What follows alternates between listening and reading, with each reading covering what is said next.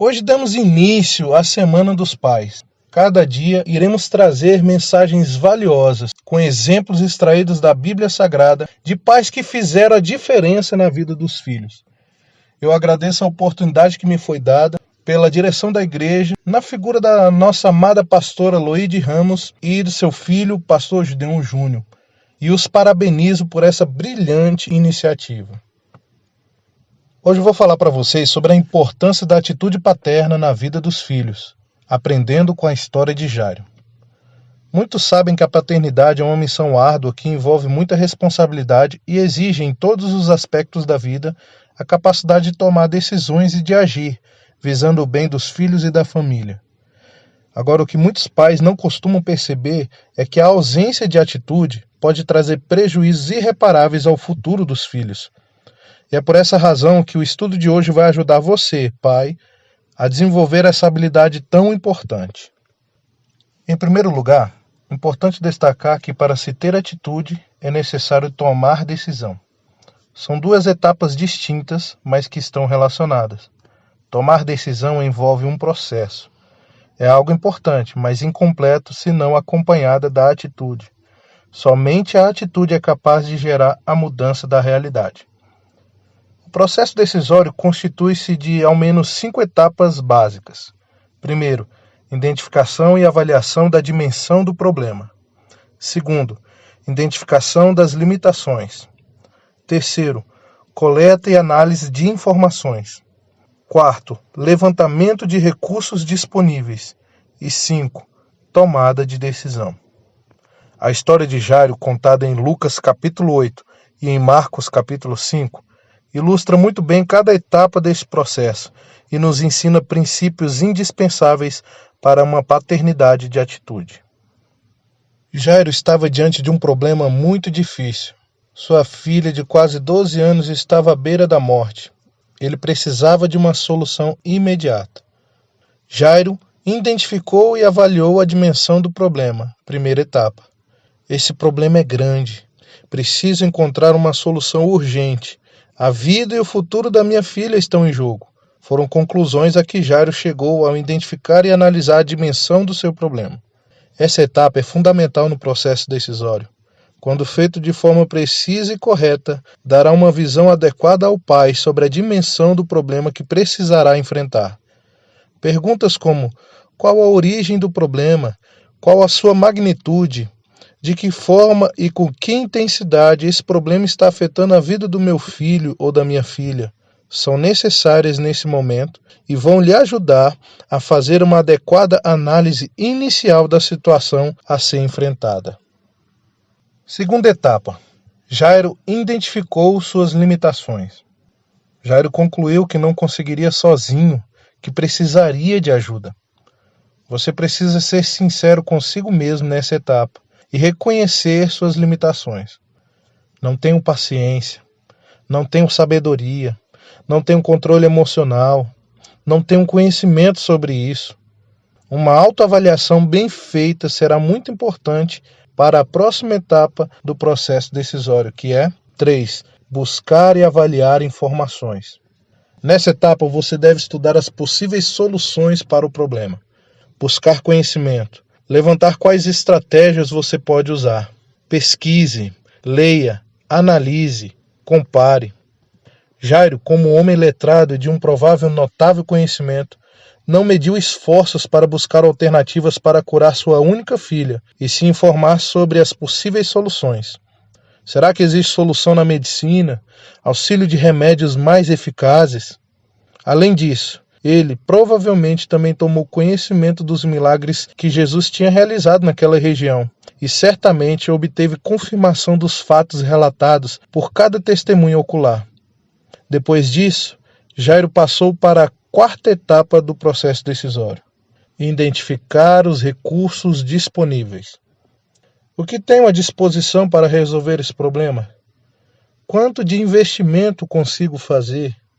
Quem posso procurar? Quem pode me ajudar? Jairo era alguém que tinha prestígio no meio da sociedade. Era um príncipe da sinagoga, alguém que tinha muito recurso à sua disposição.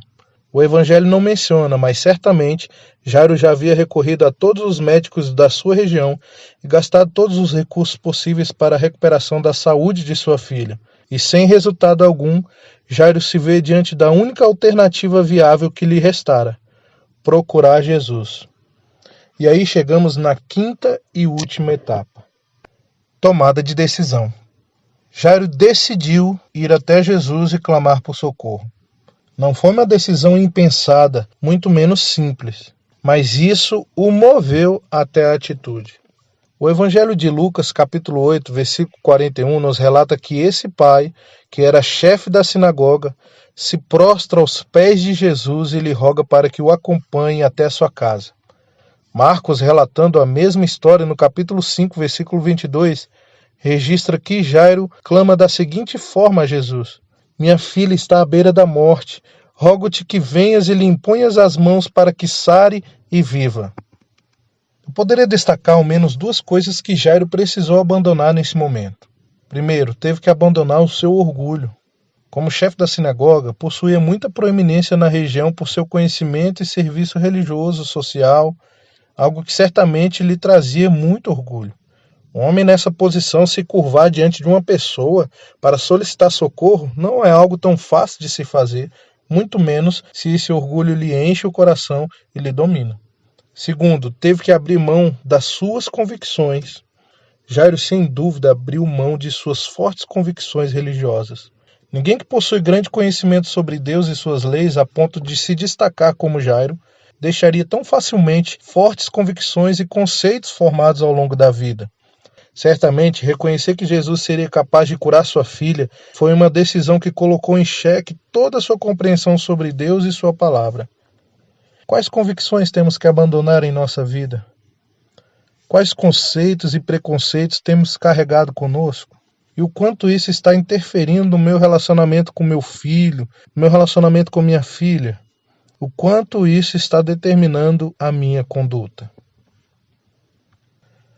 Após a tomada de decisão, Jairo inicia o processo da mudança da realidade por meio da atitude. Lembre-se que a decisão é essencial, mas não altera a realidade. Ela somente o habilita para a atitude. O profeta Daniel, por exemplo, decidiu firmemente em seu coração não se contaminar com os manjares do rei. Primeiro passo. Mas só depois que ele agiu é que a sua intenção se concretizou. As ações de Jairo foram determinantes no resultado que ele almejava para sua filha. E isso nos revela princípios importantes para desenvolvermos uma paternidade de atitude.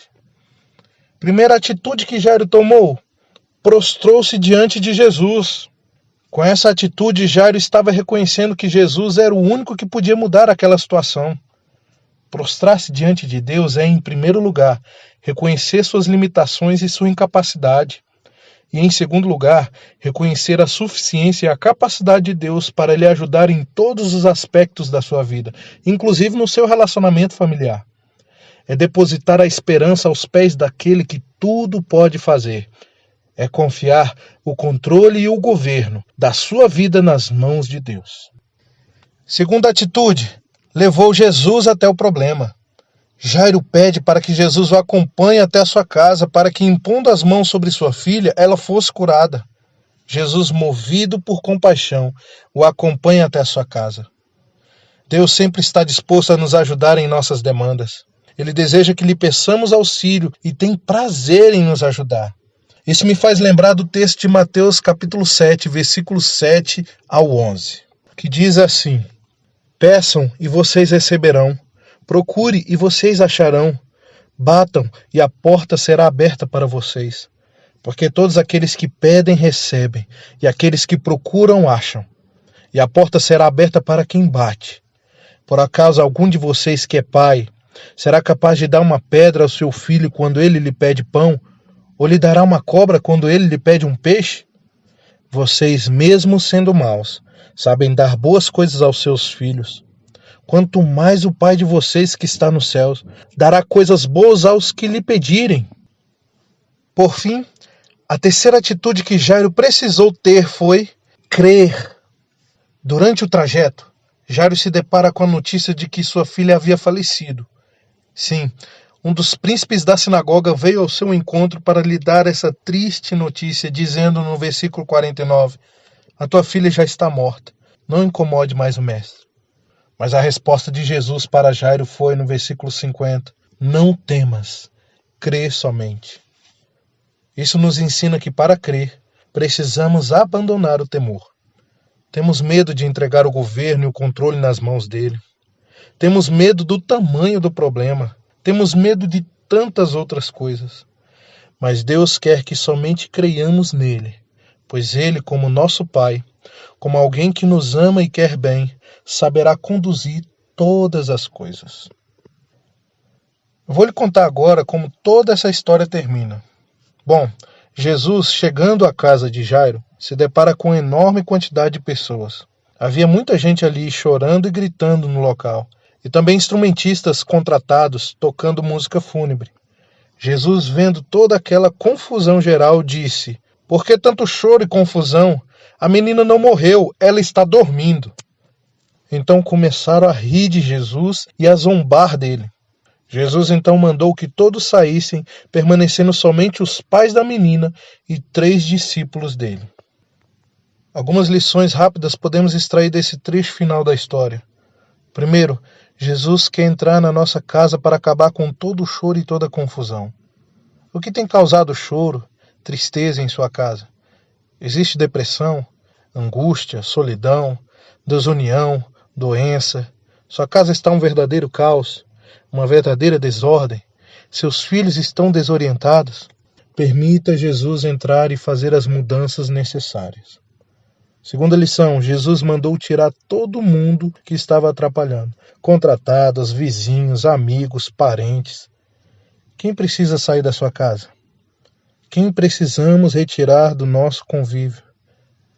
Quem está atrapalhando a mudança na vida do seu filho ou da sua filha?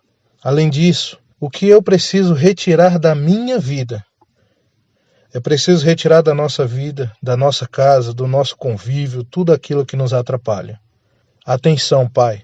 Pessoas podem nos prejudicar muito, até mesmo os amigos e parentes mais íntimos. Pessoas que são capazes até de rir no meio da sua aflição, rir da sua decisão, zombar da sua fé, da sua atitude, como aquelas pessoas que começaram a rir dentro da casa de Jairo. No meio do caos que você está enfrentando, retire todas as pessoas que tentam interferir no processo da mudança da sua família. Terceira lição: Jesus quer ter uma relação de intimidade e confiança com você. O quarto é o local mais íntimo de uma residência. Quando os pais entraram com Jesus no quarto daquela criança, um vínculo de amor, fé e esperança e confiança se formou naquele momento. Deus deseja se relacionar conosco, fazer parte da nossa vida, da nossa família. Ele quer que sejamos íntimos dele. Ao entrar no quarto da menina, acompanhado dos pais e dos 3 discípulos, Jesus ordenou que a menina se levantasse e ela imediatamente voltou à vida. Que milagre extraordinário! Perceba que a atitude de Jairo de procurar e crer em Jesus foi determinante para o futuro da sua família. Sua filha tornou a viver e passou a ter um futuro transformado, cheio de esperança, fé e amor. Ousaria dizer que em algum momento da vida, todo pai estará diante de um problema que somente um milagre será capaz de resolver. E nesse momento, recorrer a Deus será a única solução. A história de Jairo ensina que diante de tais circunstâncias, o que se deve fazer é ter uma atitude de fé em Jesus Cristo. Entretanto, você não precisa recorrer a Deus somente como uma última alternativa, como fez Jairo, quando a situação já estava bem crítica. Você pode ter uma atitude de fé em Deus, reconhecendo que Ele é seu Pai amoroso, mesmo quando não tem problemas para resolver, mesmo que seu relacionamento com seus filhos seja saudável e sem conflitos. Até porque Deus vai te dar sabedoria para agir preventivamente. Uma paternidade de atitude é fundamental para a vida de nossos filhos. A atitude correta mudará positivamente a realidade e o futuro deles e lhes trará benefícios sólidos e duradouros. Pai, tenha uma atitude correta. Se você ainda não entregou o controle e governo de sua vida a Jesus Cristo, não deixe de fazê-lo ainda hoje. sua vida será transformada. Além disso, permita que ele entre em sua casa, em sua família, faça as mudanças necessárias, que remova tudo o que atrapalha, toda a impureza, tudo o que está causando a morte, a dor, a tristeza, a doença, a discórdia. Deixe que ele cure, dê vida, dê esperança, dê alegria, dê amor ao seu coração, ao coração dos seus filhos e de toda a sua família. Para finalizarmos, desejo a todos um feliz Dia dos Pais que se aproxima. Não deixe de acompanhar as mensagens no decorrer dessa semana. Amanhã, por exemplo, dia 3, nós aprenderemos com a história de José, com a nossa amada evangelista Érica. No dia 4, com o nosso querido pastor Eben, nós aprenderemos com a história de Abraão. No dia 5, com o meu sogro, pastor Eluís, nós aprenderemos com a história de Jó. No dia 6, com a nossa amada evangelista Elidiane, nós aprenderemos com a história de Mardoqueu. E no dia 7, com o nosso amado pastor Gideon Júnior, nós aprenderemos a dar a honra devida aos pais. Eu tenho certeza que será muito edificante. Não perca no decorrer dessa semana essas grandiosas mensagens. Tenho certeza que você vai aproveitar muito e vai aplicá-las na sua vida. Deus abençoe e a paz do Senhor.